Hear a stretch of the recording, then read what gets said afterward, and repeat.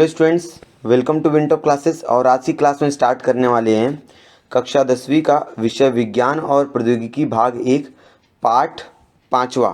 पाठ कौन सा? 5वां। पाठ का नाम है ऊष्मा, हीट। तो स्टूडेंट्स, इस पाठ के अंदर हम लोग देखने वाले हैं कि ऊष्मा का संचरण किसे कहते हैं, हीट ट्रांसफर जिसे कहा जाता है। और साथ ही साथ हम लोग पढ़ेंगे ऊष्मा के संचरण के अलग अलग प्रकार, कि ऊष्मा के संचरण के अलग अलग प्रकार कौन से होते हैं, और ऊष्मा क्या है, और तापमान में क्या फ़र्क होता है, ऊष्मा और तापमान में क्या अंतर होता है। ठीक है ना। किसी भी द्रव को जब हम लोग ऊष्मा देते हैं या बर्फ़ को जब हम लोग ऊष्मा देते हैं तो पानी का तापमान एक स्थिर रहता है। कब तक? जब तक बर्फ़ का रूपांतरण पानी में ना हो जाए तब तक तापमान क्या होता है, स्थिर बना होता है। या तो आप लोग देखते होंगे जब कभी भी कोई पानी आप गर्म करते हो, उसको ऊष्मा ज़्यादा देते हो, तो उसके बाद एक अवस्था के बाद आप तापमापी में तापमान चेक करोगे तो 100 डिग्री सेल्सियस ही दिखाई देगा। उसके बाद अब कितना भी आप गर्म करते जाओ, उस तापमापी में 100 डिग्री सेल्सियस तापमान ऊपर जाता ही नहीं है। तो बाकी वो ऊष्मा कहाँ जाती है? तो इन सभी चीज़ों के बारे में हम लोग इस वीडियो के अंदर डिस्कस करने वाले हैं। तो स्टूडेंट्स, इसके पहले भी ऑलरेडी मैंने साइंस के ऊपर बहुत सारी वीडियोस बना के रखा हुआ है। आप लोग नहीं देखे हो तो प्लेलिस्ट में जाके उन सभी वीडियोस को देख सकते हो। तो स्टूडेंट्स, यदि आप लोगों ने हमारे चैनल को अभी तक सब्सक्राइब नहीं किया तो प्लीज़ हमारे चैनल को सब्सक्राइब कर दीजिए, क्योंकि इसी तरह के इन्फॉर्मेटिव वीडियोस और इस चैनल पर आपको मिलते रहेंगी। तो चलिए वीडियो को स्टार्ट करते हैं। आज का पहला टॉपिक हमारा है ऊष्मा और तापमान में क्या अंतर है। सबसे पहले समझेंगे ऊष्मा और तापमान में क्या फ़र्क होता है। ठीक है। तो अगर देखा जाए, ऊष्मा एक प्रकार की ऊर्जा, लेकिन तापमान ऊर्जा नहीं कहा जाएगा। ऊष्मा को हम लोग एक प्रकार की क्या बोलेंगे, ऊर्जा बोलेंगे, लेकिन तापमान को ऊर्जा कहेंगे क्या? नहीं। तो ऊष्मा एक प्रकार की ऊर्जा है। पदार्थों के कणों में स्थितिज और गतिज ऊर्जा होती है। आप सभी को मालूम है किसी पदार्थ में दो ऊर्जा पाई जाती है, पहली स्थितिज ऊर्जा और दूसरी गतिज ऊर्जा। तो अब इन दोनों ऊर्जा को मिलकर ऊष्मीय ऊर्जा बनती है। पदार्थ के संपूर्ण कणों की ऊर्जा को हम लोग क्या बोलेंगे, ऊष्मीय ऊर्जा कहेंगे। किसी भी पदार्थ में दो तरह की ऊर्जा होती है, स्थितिज ऊर्जा और गतिज ऊर्जा। तो ये स्थितिज ऊर्जा और गतिज ऊर्जा को मिलकर उसमें ऊर्जा का निर्माण होता है। दो भिन्न तापमान वाले पदार्थों को तापीय संपर्क में रखने पर उच्च तापमान वाले पदार्थ में से निम्न तापमान वाले पदार्थ की उसमें ऊर्जा का क्या होता है, स्थानांतरण होता है। मान लीजिए आपके पास दो पदार्थ हैं, एक पदार्थ आपका बहुत ज़्यादा गर्म है और दूसरा पदार्थ क्या आपको ठंडा है। तो अगर आप किसी पात्र में दोनों को रखते हो तो जिसका तापमान ज़्यादा है उसका तापमान कम होने लग जाएगा, और जिसका तापमान क्या है, कम है, उसका तापमान क्या हो जाएगा, बढ़ने लग जाएगा। इससे क्या समझ में आता है? इससे यह समझ में आता है कि उच्च तापमान से ऊष्मा का जो स्थानांतरण है वह निम्न तापमान की ओर होता है। स्थानांतरित होने वाली ये ऊर्जा ऊष्मीय ऊर्जा होती है, और जो उच्च तापमान से निम्न तापमान की जो ऊष्मीय ऊर्जा स्थानांतरित हुई है इसे हम लोग क्या बोलेंगे, ऊष्मीय ऊर्जा कहेंगे। और ऊष्मीय ऊर्जा की जो इकाई होती है उसे जूल, कैलोरी या तो अर्ग में नापा जाता है। जूल, कैलोरी नहीं तो अर्ग में, ये तीन इकाइयाँ हैं ऊष्मा को मापने के लिए। अगला देखते हैं तापमान। कोई भी पदार्थ जब हम लोग छूते हैं और वो हमको ठंडा लगता है या गर्म लगता है, तो मतलब हम लोग उसके तापमान के बारे में बात कर रहे हैं। ठीक है। जैसे आप लोग फ्रिज में से या रेफ्रिजरेटर में से या प्रशीतक में से आप कोई बोतल निकालते हो, आपको ठंडी लगती है, मतलब वो बोतल क्या है, ठंडा है, मतलब उसका तापमान कम है। अगर आप किसी खाना बना रहे हो और उसके बर्तन को आप छूते तो आपको गर्म लगेगा। तो इसका कहने मतलब क्या, वहाँ पर तापमान क्या है, ज़्यादा है। मतलब अगर कोई भी सामान या कोई भी पदार्थ हमको ठंडा या गर्म महसूस होता है तो वह उसका मतलब क्या है, उसका तापमान है वो। ठीक है ना। तो उसको व्यक्त करने के लिए हम तापमान का इस्तेमाल करते हैं। और तापमान को डिग्री केल्विन, डिग्री फेरन और डिग्री सेल्सियस, डिग्री फेरन और केल्विन इकाई में व्यक्त किया जाता है। तापमान ऊष्मीय ऊर्जा का स्थानांतरण की दिशा निर्धारित करता है। तापमान जो है वह ऊष्मीय ऊर्जा की दिशा निर्धारित करेगा। मतलब कि उच्च तापमान वाली वस्तु से जो ऊष्मा होती है वो निम्न तापमान वाली वस्तु की ओर स्थानांतरित होती है। अब आगे, ऊष्मा के संचरण के कितने और कौन से प्रकार हैं? ठीक है। ऊष्मा के संचरण के 3 प्रकार हैं, संचलन, संवहन और विकिरण। संचलन, संवहन और विकिरण, इन सभी के बारे में आपने कक्षा 7वीं में पढ़ा हुआ है। ठीक है। अब सबसे पहले समझते हैं कि संचलन किसे कहते हैं। जैसे पदार्थ के गर्म भाग से ठंडे भाग की ओर ऊष्मा का स्थानांतरण। अगर कोई पदार्थ गर्म है और उस गर्म भाग से ठंडे भाग की ओर जो ऊष्मा का स्थानांतरण हो रहा है उसे हम लोग क्या बोलेंगे, संचलन कहेंगे। अब संवहन किसे कहेंगे? अब संवहन समझ लेते हैं कि अगर समझ लीजिए आपके पास एक बीकर है जिसके अंदर आपने क्या डाल दिया, पानी डाल दिया है। ठीक है। और उसके अंदर पोटेशियम परमैंगनेट डाल दिया, जिसकी वजह से उसके अंदर क्या हो जाएगा, मतलब वो बताएगा कि आपको ऊष्मा किस तरह से प्रभावित हो रही है। और उसके बाद आप जब गर्म करोगे तो आप लोग देखोगे कि कम घनत्व होने के कारण, मतलब जो ऊष्मा है, ठीक है, एक बीकर है उसके अंदर पोटेशियम परमैंगनेट डाल दिया, तो जब उसको गर्म करोगे तो ऊष्मा ऊपर से नीचे और नीचे से ऊपर होती हुई आपको दिखाई देगी। ऊपर से नीचे जा रही है मतलब नीचे का घनत्व कम हो जा रहा है, ऊपर घनत्व क्या हो रहा है, ज़्यादा हो जा रहा है। इसकी वजह से ऊष्मा क्या होती है, कम घनत्व से अधिक घनत्व की ओर जाती है। इसे क्या कहा जाएगा, ऊष्मा का स्थानांतरण कहते हैं, या तो हम लोग बोल सकते हैं संवहन कहते हैं। अब समझते हैं कि विकिरण किसे कहते हैं। आपने कभी कभी देखा होगा कि ठंडी के मौसम में या जाड़े के मौसम में लोग क्या करते हैं, अपने आंगन में या द्वार पर क्या करते हैं, आग मतलब आग जला के क्या करते हैं, थोड़ा सा आग सेकते क्योंकि उनको ठंड लगती है, तो वो हाथ बहुत दूर तक ही रखते हैं। क्यों? क्योंकि जो ऊष्मा है वो बहुत दूर तक लगती है। ये किसकी वजह से होता है, क्योंकि उस ऊष्मा के अंदर क्या है, विकिरण है, और उसी विकिरण की वजह से हमारा हाथ क्या होता है, गर्म होता है। समझ में आ रहा है? तो विकिरण के प्रभाव से ही होता है। अब आगे, संचलन, कंडक्शन, पदार्थ के गर्म भाग से ठंडे भाग की ओर ऊष्मा के स्थानांतरण को ऊष्मा का संचलन कहते हैं। अगर कोई पदार्थ गर्म है, उसमें से जो ऊष्मा है वो ठंडे भाग की ओर स्थानांतरित हो रही है, मतलब क्या है, ऊष्मा का वहाँ पर संचलन हो रहा है। ऊष्मा का संचरण, जब हम गर्म वस्तु को ठंडी वस्तु के संपर्क में रखते हैं, ठंडी वस्तु गर्म होती है और गर्म वस्तु क्या होती है, ठंडी हो जाती है। अगर हम लोग दो वस्तु हैं, एक गर्म वस्तु है और दूसरी वस्तु क्या है, ठंडी है, तो गर्म वस्तु और ठंडी वस्तु को साथ में रखेंगे तो गर्म वस्तु का जो ऊष्मा रहेगा, ठीक है ना, वो ठंडा होने लग जाएगा और ठंडी वस्तु क्या हो जाएगी, गर्म होने लग जाएगी। क्योंकि यहाँ ऊष्मा का क्या हो रहा है, स्थानांतरण हो रहा है। कहाँ हो रहा है, ऊष्मा का स्थानांतरण गर्म वस्तु से ठंडी वस्तु की ओर होता है। इस स्थान पर एक स्थान से दूसरे स्थान की ओर ऊष्मा प्रवाहित होने को ऊष्मा का संचरण कहते हैं। जब ऊष्मा गर्म वस्तु से ठंडी वस्तु की ओर जाती है तो इसे हम लोग क्या बोलेंगे, ऊष्मा का संचरण कहते हैं। अब आगे टॉपिक स्टूडेंट्स हमारा है गुप्त ऊष्मा, जिसको हम लोग लेटेंट हीट कहते हैं। इसको समझने से पहले हम लोग यहाँ पर एक प्रयोग है, ये प्रयोग को पहले समझेंगे, उसके बाद हम लोग इसका जो भी थ्योरी लिखा हुआ हमारी किताब में उसको समझेंगे। आकृति 5.1 के अनुसार, मतलब आपके किताब में 5.1 दिया होगा, अनुसार एक कांच के बीकर में बर्फ़ के टुकड़े लो। एक कांच का बीकर है जिसके अंदर आपको क्या करना है, बर्फ़ का टुकड़ा लेना है और तापमापी गुंटी बर्फ़ में पूर्णतः डूबेगी। इस प्रकार रखकर तापमापी बर्फ़ का तापमान नापिए। यहाँ पर आपको तापमापी रखना है ताकि वो आप समय समय पर मिश्रण का तापमान माप सको।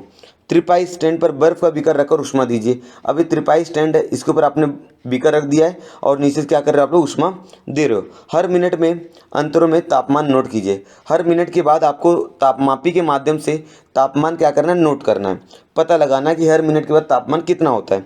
उष्मा देते समय बर्फ़ तथा पानी का मिश्रण हिलाते रहिए। बर्फ़ पिघलते समय बर्फ़ तथा पानी का मिश्रण हिलाते रहिए। बर्फ़ पिघलने तक आपको पानी और बर्फ़ का मिश्रण क्या रहना है, हिलाते रहना है। पानी उबलने के पश्चात भी कुछ समय तक उष्मा देना जारी रखिए। अब पानी उबल भी जाए उसके बाद तक भी आपको क्या करना, उष्मा देते रहना है। तापमान में होने वाले परिवर्तन और समय संबंध दर्शाने वाला आलेख बनाइए। आलेख मैं अभी आपको बाद में बताऊंगा, सबसे पहले यहाँ पर समझा देता हूँ। स्टूडेंट्स, इसके अंदर आपने बर्फ़ डाला है, इस बर्फ़ का रूपांतरण जब तक पानी में नहीं हो जाएगा तब तक इस तापमापी का तापमान कितना रहेगा, 0 डिग्री सेल्सियस रहेगा। क्या रहेगा, 0 डिग्री सेल्सियस रहेगा। तो इतनी ऊष्मा जो ये ले रहा है, ये ऊष्मा गई कहाँ? अभी आप सोच रहे होंगे सर इतनी देर से ऊष्मा दे रहे हैं तो यहाँ पर तापमान नहीं बढ़ रहा है, मतलब वो ऊर्जा जा कहाँ रही है, ऊष्मा जा कहाँ रही है? तो वह ऊष्मा स्टूडेंट्स यहाँ पर जो बर्फ़ के जो अणु हैं, उन अणुओं के जो बंध हैं उनको तोड़ने के लिए गई है। क्योंकि ठोस के जो अणु होते हैं वो बहुत मजबूती से एक दूसरे से क्या होते हैं, जुड़े होते हैं, और उनके बंधों को तोड़ने के लिए थोड़ा सा मुश्किल होता है, ज़्यादा ऊर्जा की ज़रूरत पड़ती है। तो ये जो ऊष्मा गई है, ये ऊष्मा और ठोस के अणुओं के बीच के जो बंध है, सहसंयोजकी बंध है, उनको तोड़ने में लगी है। ठीक है, तो इसी का क्या कहा जाता है, मतलब जितनी भी आप ऊष्मा दे रहे हो तो ये ऊष्मा की वजह से तापमापी में तापमान बढ़ा क्या? नहीं। तो क्या हुआ यहाँ पर सिर्फ इस पदार्थ की अवस्था बदली हुई है, मतलब इसका रूपांतरण ठोस अवस्था से द्रव अवस्था में हो गया। मतलब जब भी अवस्था परिवर्तन होता है तो उस समय तापमान में परिवर्तन नहीं होता है, क्योंकि यहाँ ठोस का रूपांतरण द्रव में हो रहा है, तो तापमान में किसी प्रकार का परिवर्तन होगा क्या? नहीं होगा। इसे कहा जाता है गुप्त ऊष्मा। इसे क्या कहा जाता है? गुप्त ऊष्मा। जब भी अवस्था परिवर्तन होता है तो हमेशा आप याद रखिएगा उस समय ऊष्मा क्या होती है? अवशोषित की जाती है। और ये जो अवशोषित ऊष्मा है ये पदार्थ के अणुओं के जो बंध होते हैं उनको तोड़ने के लिए उपयोग की जाती है। तो उस समय तक मिश्रण का जो तापमान 0 डिग्री सेल्सियस ही रहेगा। बात समझा? इसे कहा जाता है द्रव का पानी का द्रवणांक। इसे क्या कहते हैं? पानी का द्रवणांक कहते हैं। अब बात आती है कि पानी का रूपांतरण हो गया, उसके बाद भी आप ऊष्मा देते जाओगे तो धीरे धीरे धीरे पानी का जो तापमान रहेगा वह 0 डिग्री सेल्सियस से 100 डिग्री सेल्सियस तक पहुंच जाएगा। ठीक है, अब जब 100 डिग्री सेल्सियस पर पहुंच जाएगा स्टूडेंट्स, उसके बाद पानी का तापमान बढ़ना क्या हो जाएगा? स्टॉप हो जाएगा, क्योंकि पानी का जो क्वथनांक है वो 100 डिग्री सेल्सियस है। कितना है? 100 डिग्री सेल्सियस है। और 100 डिग्री सेल्सियस के बाद पानी का रूपांतरण किस में हो जाता है? गैस में हो जाता है। तो यहाँ पर फिर से अवस्था परिवर्तन हो रहा है, मतलब यहाँ पर द्रव का रूपांतरण किस में हो रहा है? गैस में हो रहा है। आप समझ में आ रही है आपको बात? द्रव का रूपांतरण गैस में हो रहा है, मतलब यहाँ पर फिर से ऊष्मा क्या हो रही है? अवशोषित हो रही है। तो आपको पहले मैंने बताया जब भी अवस्था परिवर्तन होता है तो ऊष्मा क्या होती है? अवशोषित होती है, क्योंकि यहाँ पर जो ऊष्मा लग रही है ये ऊष्मा उन पदार्थों के अणु के जो बीच के जो बंध है उनको तोड़ने के लिए लग रही है। इसको हम लोग क्या बोलेंगे? किसी पानी का क्वथनांक बोलेंगे। तो पानी का क्वथनांक कितना है? 100 डिग्री सेल्सियस है। और पानी का द्रवणांक कितना है? 0 डिग्री सेल्सियस है। मतलब 0 डिग्री सेल्सियस पर बर्फ का रूपांतरण पानी में हो जाता है और 100 डिग्री सेल्सियस पर पानी का रूपांतरण किस में हो जाता है? वाष्प में हो जाता है। तो इस प्रकार अगर हम लोग देखें तो जो गुप्त ऊष्मा होती है उसके दो प्रकार हैं। पहला है पिघलने की गुप्त ऊष्मा और वाष्प की गुप्त ऊष्मा। ये दोनों गुप्त ऊष्मा के बारे में हम लोग आगे वीडियो में देखेंगे। चलिए स्टूडेंट्स, ऊपर जो मैंने आपको प्रयोग बताया उस प्रयोग को हम लोग यहाँ पर ग्राफ के माध्यम से समझने का प्रयास करते हैं। तो स्टूडेंट्स यहाँ पर देखिए 0 डिग्री सेल्सियस पर मतलब ए पर बर्फ़ है और बर्फ़ का रूपांतरण पानी में जब तक नहीं हुआ तब तो उसके तापमान में कोई परिवर्तन नहीं है। सीधी रेखा आप लोग देख सकते हो। मतलब ए और बी क्या है? यहाँ पर बर्फ़ का रूपांतरण पानी में हो रहा है, मतलब अवस्था परिवर्तन हो रहा है। तो यहाँ पर जितनी भी ऊष्मा लगी है यह ऊष्मा इनके अणुओं के बीच के जो बंध होते हैं उन बंधों को तोड़ने के लिए गई है, मतलब अवस्था परिवर्तन हो रहा है। उसके बाद 4 डिग्री सेल्सियस जैसे ही पानी का तापमान होगा तो 4 डिग्री सेल्सियस के बाद पानी का तापमान तेजी से क्या होगा? बढ़ने लग जाएगा। कब तक बढ़ेगा? 100 डिग्री सेल्सियस तक पानी का तापमान बढ़ेगा। आप लोग BC देख सकते हो, 100 डिग्री सेल्सियस तक पानी का तापमान बढ़ेगा। उसके बाद पानी का तापमान बढ़ना क्या हो जाएगा? बंद हो जाएगा। ठीक है, उसके बाद आप कितनी भी ऊष्मा दीजिए आपको तापमापी में 100 डिग्री सेल्सियस से ज़्यादा दिखाएगा क्या?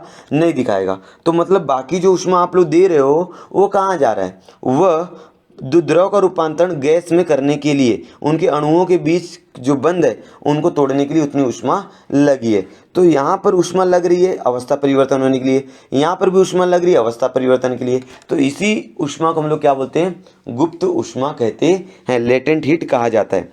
बराबर है। चलिए अब आगे देखते हैं। तो अभी तक हमने जो भी पढ़ा है यहाँ पर मैंने लिख दिया है। जब तक सभी बर्फ के टुकड़ों का पानी में मिश्रण का तापमान 0 डिग्री सेल्सियस रहता है, संपूर्ण पानी होने पर ऊष्मा देना जारी रखेंगे तो पानी के तापमान वृद्धि होगी और पानी का तापमान 100 डिग्री सेल्सियस हो जाएगा।